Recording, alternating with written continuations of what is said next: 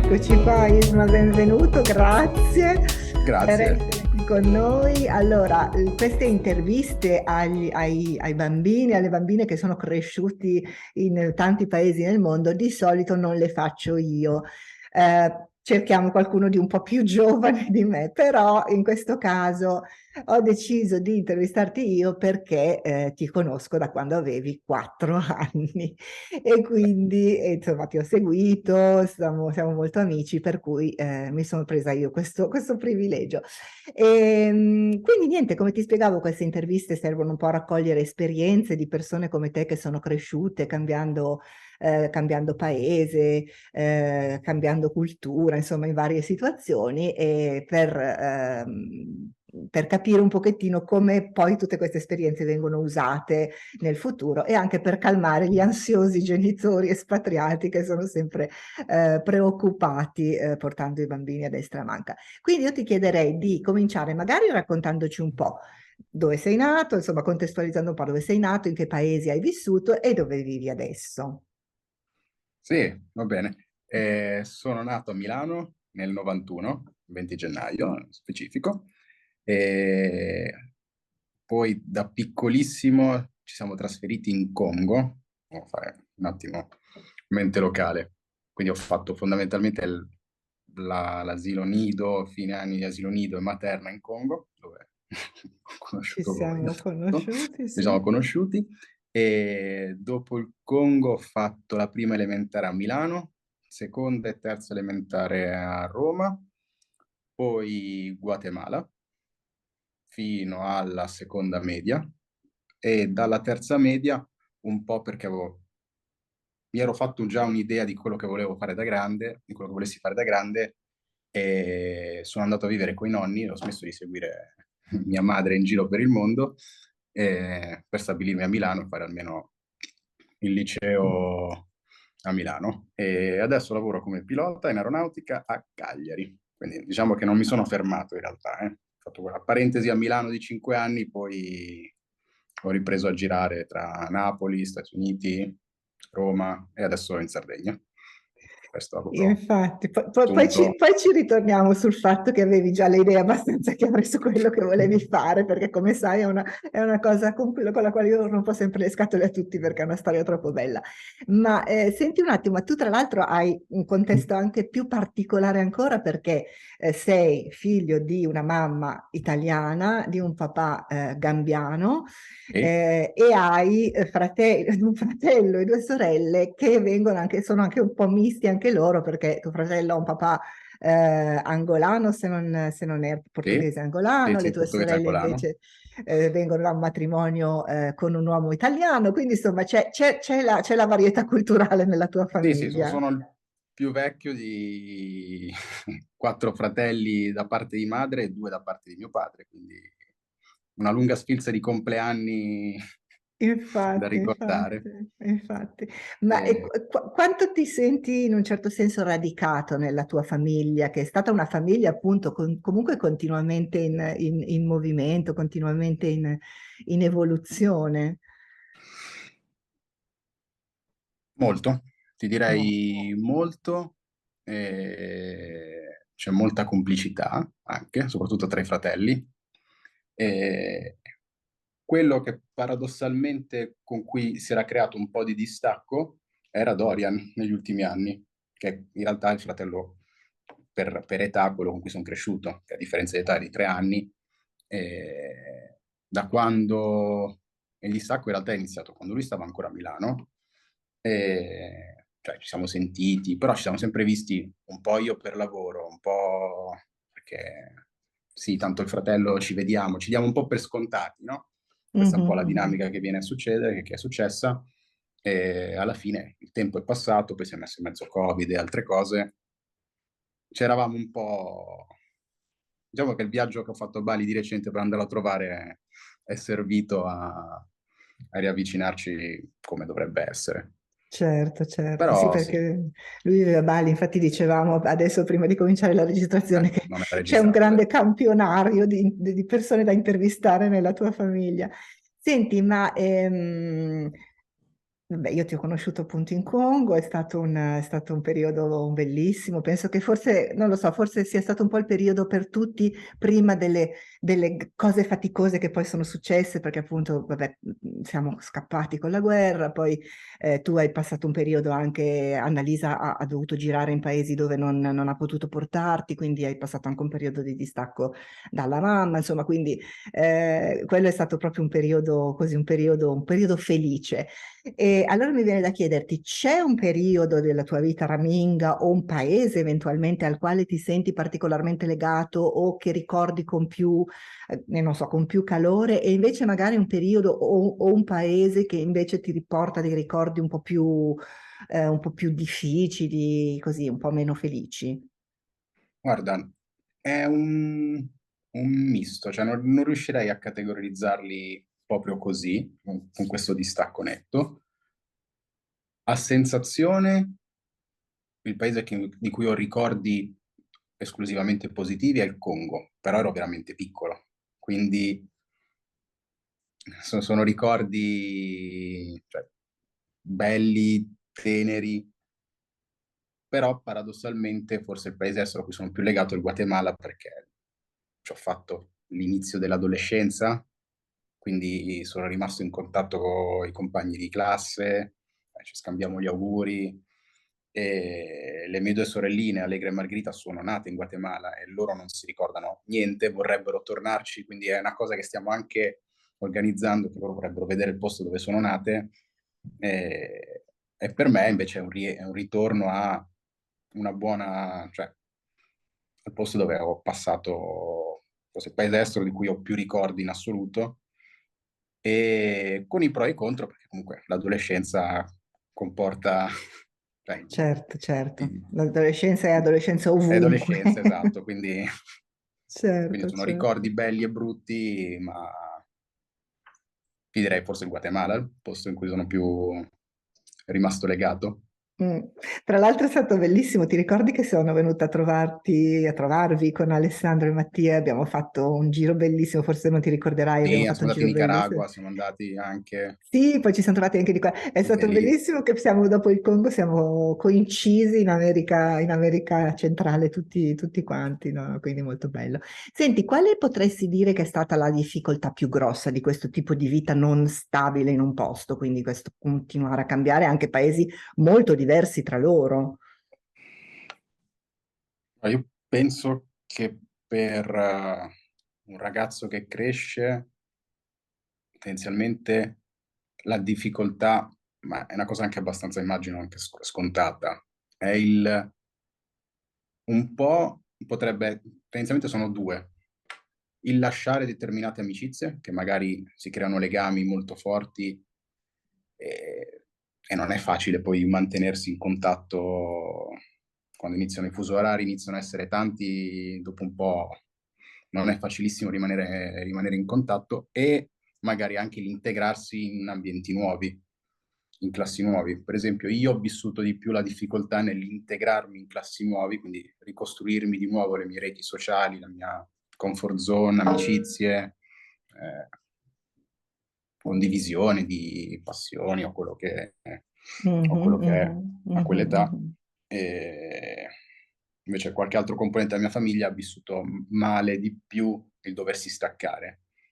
mhm. Io tra i Sì, due sì. di più è stato l'integrarsi, cioè il dover ricominciare da capo mi creava un po' di stress. E io mi ricordo particolarmente che la prima scuola in cui sono andato in Guatemala era una scuola americana, quindi non era riconosciuta in Italia, quindi dovevo rifare gli esami una volta rientrato in Italia per convalidare il passaggio dell'anno scolastico. Allo stesso tempo non parlavo bene l'inglese, quindi in realtà lì mi avevano messo una classe indietro e facevo lezioni di recupero, quindi ho rifatto la terza elementare, sì, mentre invece qua in Italia facevo gli esami per la quarta. Quindi, Sì, ragazzi, sì, mi sì, ricordo sì. che non l'avevo vissuta proprio benissimissimo, però non ho un ricordo, cioè era ansia, però Sì, sì, sì, sì. mi ricordo che tra mia mamma, la nonna, il supporto, lezioni, alla fine Ne il sei supporto si uscito fa tutto, tranquillo. sì, sì, Sì, sì. Poi le sì, amicizie, perché Poi c'è bambini anche sono molto il... plastici, alla fine le Sì, amicizie sì, si sì, sì. ricreano in poco Sì, sì, tempo. sì. Però è interessante quello che dici perché sai che anche questa cosa la racconto sempre, anch'io ho chiesto ai miei figli ad un certo punto come vi sentite, no? A lasciare il paese ogni volta, eccetera, eccetera. E Alessandro ha detto esattamente la cosa che dici tu, cioè lui ha detto per me io non ho problemi a lasciare i miei amici alle spalle, la cosa che più mi dà difficoltà è integrarmi in un ambiente nuovo. Mentre per Mattia era il contrario, lui diceva no, Vedi? insomma, gli amici me li rifaccio in un attimo, però mi mancano molto gli Eh, amici che ho lasciato alle spalle. Quindi è anche interessante vedere come ognuno poi reagisce, però direi che forse questa cosa delle amicizie è il punto che uno ricorda di più tra le varie difficoltà. Però poi c'è anche il discorso della lingua, in effetti, perché come accennavi giustamente tu, magari sei passato da un sistema di un certo tipo al sistema americano, quindi raccontaci un po' la tua storia linguistica, perché tu sei cresciuto parlando italiano in casa, giusto? io sono cresciuto parlando italiano in casa. In Congo si parlava francese, quindi si parlava francese. E forse mia madre, anzi no, senza forse, io facevo lezioni poi pomeridiane con un insegnante alle materne, che quindi tra virgolette, mi stava insegnando a leggere e scrivere intorno all'ultimo anno di materna, sempre francese, e ho ricordi che ogni tanto in mezzo all'italiano in casa ci mettevo il francese, oltretutto a casa per un periodo c'è stata anche mia zia, Sally, con cui Giusto? parlavo francese. La mitica Cotosalli, sì. Ricordi, esatto.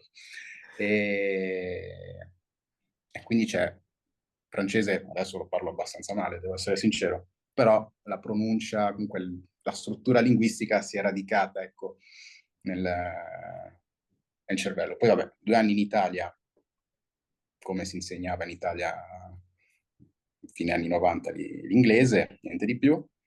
E invece poi il Guatemala, scuola americana, quindi solo inglese. E lì praticamente si facevano solo lezioni di inglese, lo spagnolo lo insegnavano solo a chi era già fluente in inglese, quindi chi c'erano le classi in cui c'erano i ragazzini, i bambini come me che magari avevano un gap linguistico, loro non facevano spagnolo e facevano solo inglese. Quindi lo spagnolo, a parte parlarlo fuori, per i primi 2 anni non l'ho coltivato. Invece poi, dopo i primi 2 anni del Collegio Maya, la scuola americana, sono stato a una scuola internazionale, lì metà delle materie venivano fatte in inglese, l'altra metà in spagnolo. Quindi lì, e poi in poi c'era di nuovo il francese come terza lingua. Quindi lì, diciamo, non era Quindi, strutturata male. Adesso non posso, cioè non ho un ricordo effettivo sulla qualità effettiva dell'insegnamento, però ho dei ricordi che non, cioè, secondo me, la struttura scolastica, secondo me, non era valida, ecco, mettiamola così. E adesso quali di queste lingue, in quali di queste lingue ti senti ancora a tuo agio? Vabbè, l'inglese ho continuato anche per lavoro a coltivare. Lo spagnolo, bene. Il francese ho bisogno di qualche giorno di full immersion prima di sentirmi confident Però è capitato di stare in Francia per vari motivi, anche di Mhm, lavoro, mhm. eccetera. Dopo un po' Mm, mm, mm, mm. rientri.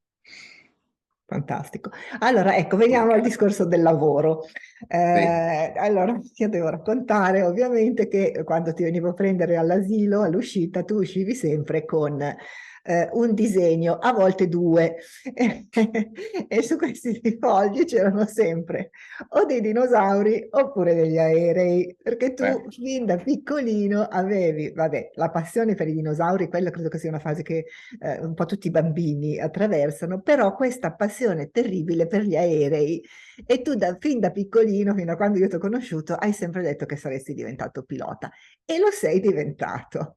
beh, Allora, questa per me è una cosa incredibile e quindi ti volevo chiedere così di raccontarci un po', no? Cioè, se tu sai da dove ti veniva questa passione, magari era anche in qualche modo legata al tipo di vita, forse perché ti hanno messo su un aereo così piccolo, o forse perché, non so, chi lo sa, ci hai mai pensato? E poi soprattutto hai mai, non so, vacillato, hai mai hai pensato magari di fare altre cose, oppure proprio tu sei, perché io ti ricordo con questi aerei su questi fogli che uscivi dall'asilo e ti ritrovo poi pilota, insomma, quindi raccontaci un po'. Sì, sì. Guarda, diciamo che entrambe le passioni sono rimaste, non devo essere, può sembrare una cosa un po' infantile, ma io ancora ho i miei libri sui dinosauri, cioè i canali YouTube di paleontologia che seguo, quindi non è proprio una passione che ho totalmente abbandonato. È ampliata perché mi piace un po' tutta la biologia, eccetera. E potrebbe essere che perché mi hanno messo su un aereo fin da piccolo. È una cosa in cui in realtà non avevo pensato. Cioè, io mi ricordo la curiosità per le cose che volano, gli aeroplani, i disegni, lo space shuttle, lo spazio, cose così da piccolo. E penso, è il ricordo che ho io come momento spartiacque, cioè pilota, era proprio tra il fine Congo e non so collocarlo bene, però mi è capitato tra le mani un libricino illustrato che non era mio, oltretutto, era di un mio compagno di classe, con aeroplani, c'erano i vari modelli di aeroplani, con le caratteristiche, e da lì in poi mi ricordo che avevo chiesto a questo compagno di regalarmi questo libro, ci ho messo 6 mesi, dai, me lo presti, me lo ripresti, me lo ridai, alla fine me l'ha regalato. E, e da lì in poi è diventata una passione che ho alimentato. Ci sono stati dei momenti in cui era un po' meno forte, mettiamola così, poi ha avuto un forte impulso con il marito di mia zia, Rossella, con Bruno, perché lui da ingegnere era appassionatissimo pure lui. Quindi quando si è ritrovato un nipotino piccolino appassionato, ha trovato una persona su cui riversare le sue conoscenze, Certo. lui pure c'aveva manuali, roba anche vecchia degli anni '80, collezioni di riviste, pubblicazioni, cose così vecchie, mi aveva portato pure in un air show, quindi sono andato a vederli dal vivo, eccetera, e quindi poi la passione è continuata a crescere. Sono rientrato poi in Italia durante gli anni di liceo, in cui anche lì ho avuto qualche difficoltà, che rientro in Italia è stato tutt'altro che, che facile. E, e poi man mano che si avvicinava effettivamente la possibilità di intraprendere quel percorso, la motivazione è cresciuta. Ho detto, vabbè, tanto nel dubbio posso sempre tornare a studiare i dinosauri, quindi non è che sono infelice, però perché non provarci, no? Forte. Provandoci è andata bene. E via, Questo. bello, fantastico, Anzi, fantastico. No, no, no. sì. È una bellissima storia. Come ti ha aiutato la tua vita, così,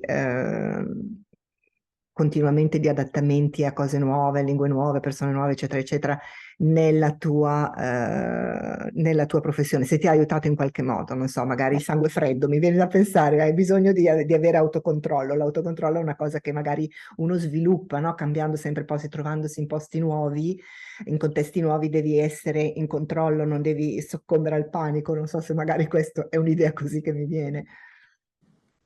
Nì, nel senso che il viaggiare molto mi ha aiutato non, cioè non ho accusato i cambi di ambiente, perché comunque il percorso che ho fatto da pilota è iniziato con l'Accademia a Napoli, scuole di volo negli Stati Uniti, diversi ambienti diversi, con dei challenge che variavano a seconda del posto dove eri, quindi l'ambiente non ho accusato, devo essere sincero. Mi sono accorto che al di là dell'aspetto linguistico, che ovviamente mi ha dato una mano, Certo. però diciamo che la facilità con cui mi sono adattato a dove stavo, quello che devo fare, mi ha aiutato tantissimo. Cioè, proprio, lo vedevo confrontandomi con gli altri cioè, che non avevo proprio problemi vabbè, stiamo qui, ci organizziamo, vabbè. Mi rifaccio la mia routine, mi rifaccio la mia schedula, mi rifaccio i miei schemi mentali, adattiamoci a quello che devo fare. Quello tanto, quindi capacità di adattamento, quello ha aiutato tantissimo. E sulle ansie, sul sangue freddo, nì, nel senso è una cosa su cui ho dovuto lavorare anche con l'aiuto esterno, perché anzi è stato un periodo in cui l'ho proprio accusato. Mhm, mhm. Ed è in realtà una cosa che è abbastanza comune. L'ansia nel mondo dei piloti, l'ansia da prestazione è una cosa che in realtà esiste. Ci credo. È abbastanza non dico diffuso, però è un problema che esiste, se ne parla. Sì, sì, certo, certo, beh, immagino. Senti, per concludere, ancora Sì, un paio di cose ti volevo chiedere. no, no, Mm, e questa è una cosa che si chiede sempre, no? Alle persone come te che hanno varie origini, che sono cresciute in vari posti, eccetera, eccetera. Di dove sei, cioè dove senti che è la tua identità? E molti rispondono, non me ne importa niente di rispondere a questa domanda perché non me ne frega niente di sentirmi italiano o gambiano o congolese, no? La mia identità è un'identità mista. Tu hai non so, delle culture di riferimento, se ti chiedono, qualcuno che non ti conosce ti chiede, ma tu di dove sei? Tu che cosa rispondi? la risposta è sono italiano, perché la mia cultura di riferimento è quella, c'è poco da... non posso dire diversamente, ma la mia discendenza, ma sono molto legato alla mia discendenza. Quindi è... nel senso che razionalmente è come se, cioè, quando mi interfaccio con la mia parte della famiglia gambiana, cioè, la vedo con gli occhi di un italiano, però l'affetto è quello gambiano, quello, non so bene come spiegarla questa cosa, però sì, diciamo la cultura è italiana, ma sono molto legato alla mia discendenza. Direi che questo Bello, è il bello, modo bello, migliore che mi bello. esce per descrivere Sì, la sì, situazione. sì. Anche perché pure mio padre comunque era non lo so per quale motivo, però ci teneva, forse un po' perché anche lui ha vissuto il doversi integrare in un posto nuovo, eccetera, a dire, sei italiano, eh? Quindi per un po', almeno fin da piccolo, il dialetto Giola, eccetera, non si è applicato a insegnare, una cosa che sto cercando di imparare adesso io con i miei fratellini, con la mia cosa, con la Che tua bello. famiglia, ma è una cosa cioè, che è arrivata dopo. Mhm, mhm. Beh, bello, molto molto bello.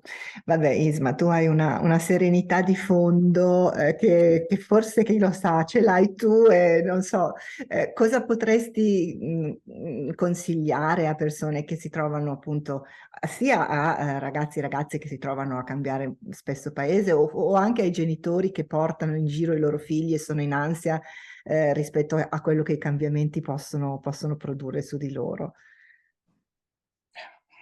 Questa è una responsabilità dare un consiglio del genere. E non lo so, il consiglio direi nei confronti dei figli è ascoltarli, nel senso non dico ascoltarli solo verbalmente, cioè osservarli, cioè essere sereni che il cambiamento, cioè i bambini sono plastici, quindi per adattarsi si adattano, quindi il momento lo superano e probabilmente ne trarranno tanti vantaggi da quel tipo di vita. Ascoltarli in modo che determinate situazioni di sconforto che si possono venire a creare non rimangano, tra virgolette, irrisolte? No, mettiamola così. Direi che anche questa mi sembra una cosa quasi banale da dire, però non c'è molto che No, no, si certo, può non è affatto fare. banale invece. Mm. Sì, io direi il consiglio maggiore è quello. Ovviamente essere sereni nell'affrontare determinati problemi che il ragazzino, il bambino può avere, aiuta ad affrontarli meglio. Quindi cercare di non essere in ansia perché magari sul momento ci può essere un po' cioè si può essere spaesati, assolutamente sì, è normale che lo sia, ma quell'esperienza offre un botto di opportunità, quindi cercare di vederla così in modo da incanalare in maniera positiva il tipo di esperienza che si sta facendo. Poi Certo, non fantastico. saprei. No, no, ma Isma è stato interessantissimo e direi che il tuo racconto, la tua esperienza, ma anche questa riflessione finale. Bene, per cui io vi lascerei anche su questa riflessione finale di Ismaele. Ti ringrazio, Isma, tantissimo di essere stato con noi. Adesso io Ci blocco la mancherebbe. registrazione, resta qui ancora un attimo che ci salutiamo. A voi tutti, arrivederci al mese Un saluto. prossimo. Ciao, grazie.